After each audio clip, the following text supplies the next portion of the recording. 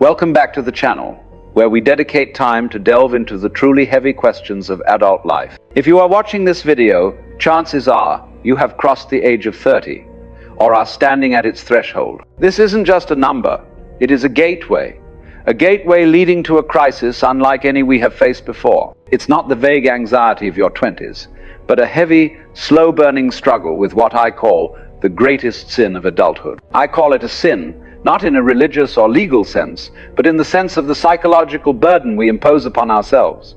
It is precisely the feeling that things should have been different. We look back, we compare, we see what our peers have achieved, the homes, the titles, the right kind of travel, the standard marriage. And then, that small, yet utterly toxic voice begins to sound in our heads, whispering, I should have gotten my master's degree when I was younger, or I shouldn't have given up that job, or even I should have bought a house 5 years ago. This feeling that it should have been different is the core of the sense of missing the boat.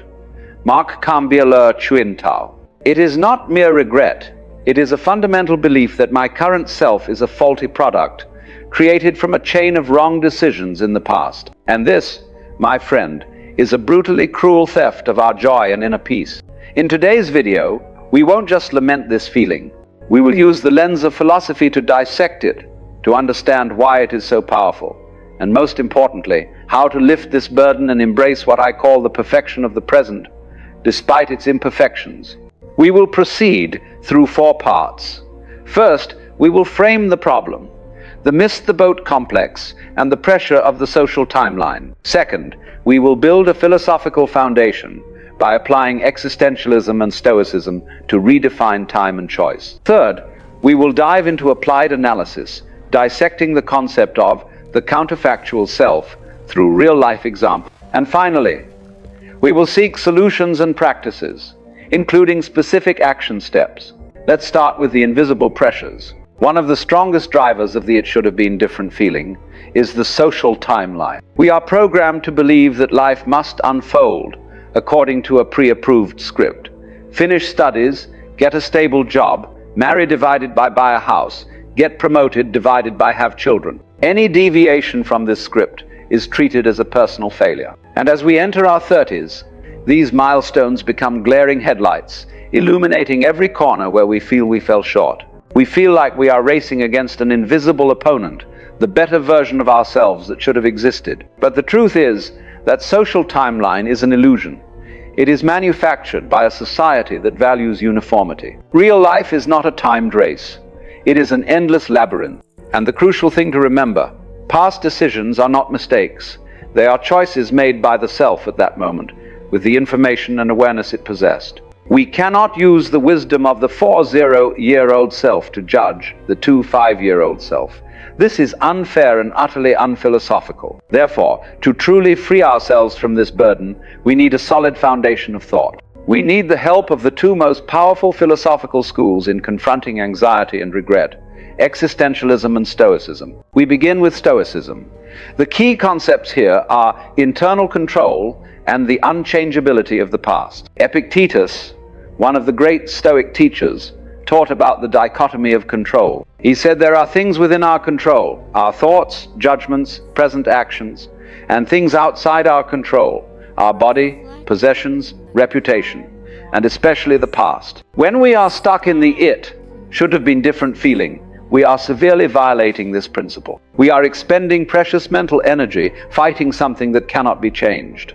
Events that have already occurred. Excessive regret is a form of Stoic madness. It is us trying to rewind the clock. The past is complete. It is a sealed package of events. We need to repeat this as a mantra. That happened, and I cannot change it. I can only change how I react to it right now. Furthermore, Stoicism teaches amor fati, the love of fate. This is an extremely powerful concept. Amor fati is not passive resignation. It is a brave acceptance that everything that has happened, including your biggest mistakes, was necessary to create the version of you sitting here right now. If you remove any one mistake, you lose this person. To love fate is to love your whole story, not just the easy chapters. Now, let's turn to existentialism. The main concepts here are absolute freedom and responsibility. Jean-Paul Sartre is famous for saying, "Existence precedes essence, This means we are thrown into this world without any predetermined purpose, role, or nature.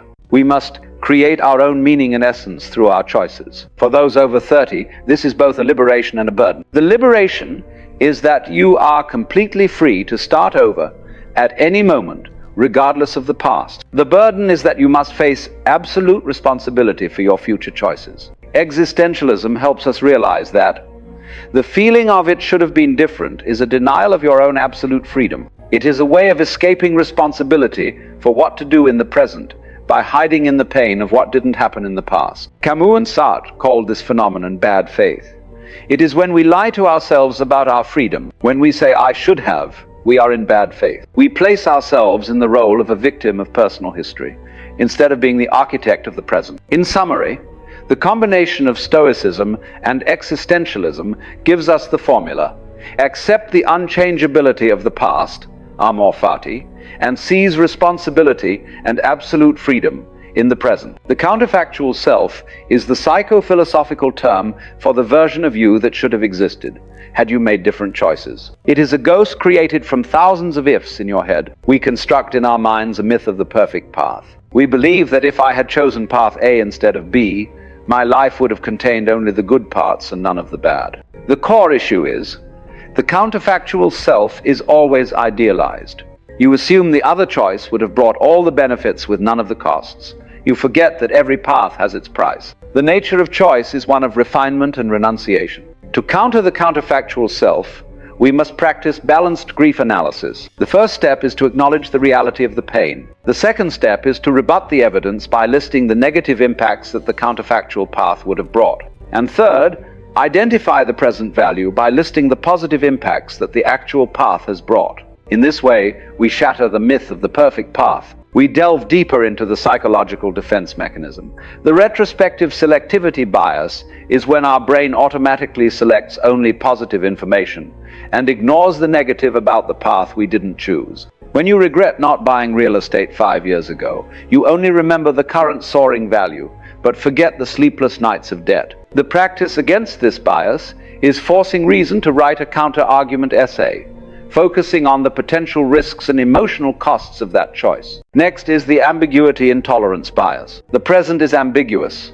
The past is clear. We waste energy on what has happened just to avoid making the difficult decisions of the present. Regret acts as a psychological blanket, keeping us warm in the delusion that if I had done that correctly, I wouldn't have to worry about this now. The existential solution is to cultivate courage and uncertainty by naming your fear. The feeling of "it should have been different" is a product of modern capitalist culture, which is built on the maximization principle. This principle makes us believe that an absolute best choice always exists. We don't just face FOMO, fear of missing out, but also FOBO, fear of better option. FOBO prevents us from fully committing to anything, fearing that a better opportunity might appear. The Stoic solution to FOBO is to accept sufficient goodness. Your choice doesn't need to be the absolute best choice. It only needs to be a good enough choice for you to commit, be fully engaged, and find meaning. Finally, the most painful truth, according to Camus, is the absurd. Many choices may not really matter. Camus' liberation is revolt. Revolt by creating your own value through action, without needing validation from the universe or society. The "it should have been different" feeling often flares up most intensely when we face our resume or bank balance. First, let's address the wrong major divided by career guilt. Many over 30 feel stuck, feeling they have wasted 10 to 15 years climbing the wrong ladder. Apply the principle of unchangeability of the past from Stoicism. What you studied is unchangeable input data, but your interpretation of that data is a present choice. Instead of complaining, reframe the narrative. 10 years in the old job taught you communication, customer psychology, and adaptability. These soft skills are intellectual capital you can transfer to any field. No experience is wasted. You are free to assign new meaning to your professional past. Second, confronting the pressure of right time wealth. The story of a friend who bought stock A in 2018 and is now financially free is the epitome of the idealized counterfactual self. Apply the dichotomy of control. You don't control the market or others' luck, but you control your current spending discipline and earning skills. Regretting missed investment opportunities is self-torture over things outside your control. Use this regret energy to transform it into intelligent action today. Establish sustainable investment discipline and redefine wealth by focusing on Stoic wealth, which is sufficiency, self-reliance, and the absence of unnecessary worry. Relationships are the second area where the "it should have been different" feeling inflicts the deepest wounds. First is regret over ex-partners and marriage. The feeling of regret about an ex is often based on idealization. If that relationship broke down, it means two existential freedoms fundamentally could not harmonize.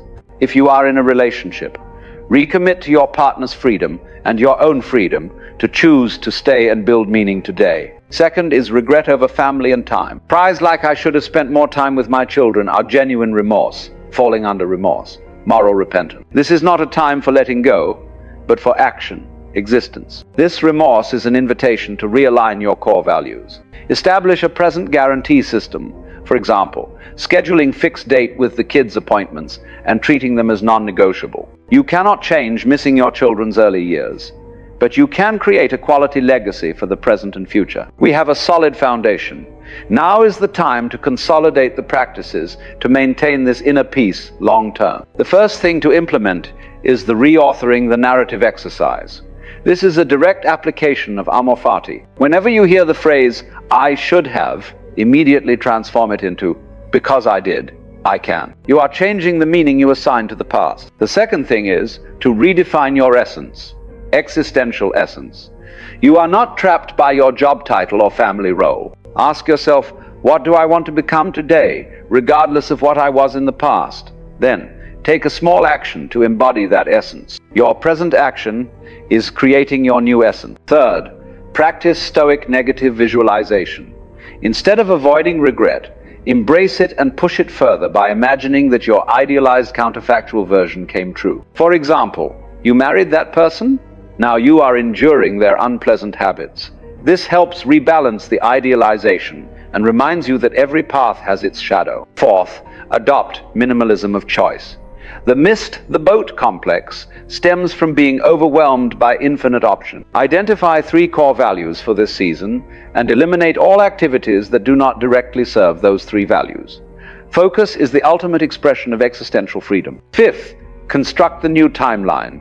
Abolish the social timeline focused on age and build a personal timeline focused on seasons and development. Accept that if you are 35, you are in the season of nurturing and pruning. The goal isn't biggest success, but deepest quality. Next, perform the inventory of gains. Take a major mistake and list 4 things you gain from it: skill, relationship, inner strength, and clarity. This is a profound philosophical shift from the language of regret to the language of value. The 7th point is to establish the 5-year review, not 5-minute review. Abandon daily divided by weekly metrics and set 5-year metrics. This applies the Stoic long-term view and focuses on the overall trajectory of your life. 8th, distinguish between regret versus remorse. Regret is pain over outcome, to be let go with amor fati. Remorse is pain over moral values, to be converted into present action. Don't waste energy fixing the past. Regret. Use present energy to ensure you don't repeat the moral mistake. Remorse. And 9th is practicing the open door to counter too late syndrome. Spend 1 hour weekly exploring something new that you thought you were too old to do. This is an act of existential freedom that tells your mind, everything is still flowing, I am still growing. The final point in this group is accepting Heidegger's Dasein, being there. Dasein emphasizes that you must act within your current context, with all its unfairness and imperfection. This is the only launchpad you have.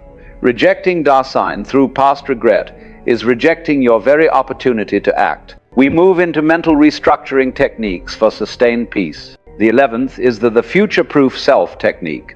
Make present decisions that your future self will not regret. Consult your 60-year-old self. The elderly often regret inaction, cowardice, not failure. 12th, use the decisive pivot technique. When regret pulls you to the past, immediately perform a physical action, turning 180 degrees, combined with a mental declaration, the unchangeability of the past, the possibility of the present. You are training your brain. When past pain arises, The signal must be future-oriented action. 13th, build the legacy of loss. Transform pain into purpose. Identify a major regret and ask, what can I build today to honor the lesson of that loss? The regret becomes a moral compass. 14th, apply the ephemeralization from Buddhist philosophy. Everything changes. Everything is transient. The "it should have been different" feeling is a futile attempt to cling to an illusion of permanence. Live with fluidity and let go of rigidity. 15th, redefine your relationship with time by living by kairos, quality time, moments of meaning, instead of chronos, measured time. You are replacing the obsession with the quantity of time lost with a focus on the quality of time remaining. 16th, perform the eulogy exercise. Write down 5 adjectives you want to be described by later. For example, courageous, integrity-filled, present. These adjectives are the essence you must create every day. 17th, establish the circle of concern versus the circle of influence.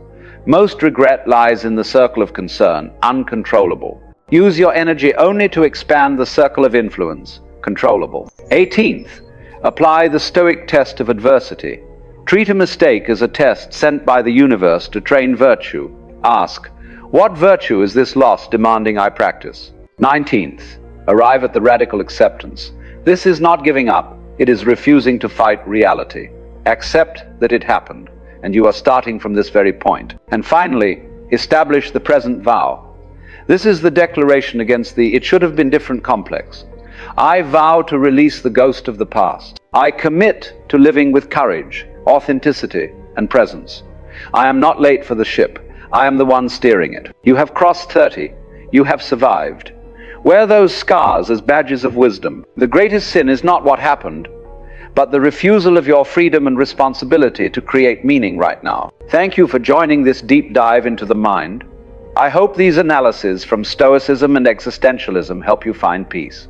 If this content has helped shift your perspective, please consider a gentle like and subscribe to the channel so we can continue exploring the big questions of adult life together. I will see you in the next analysis.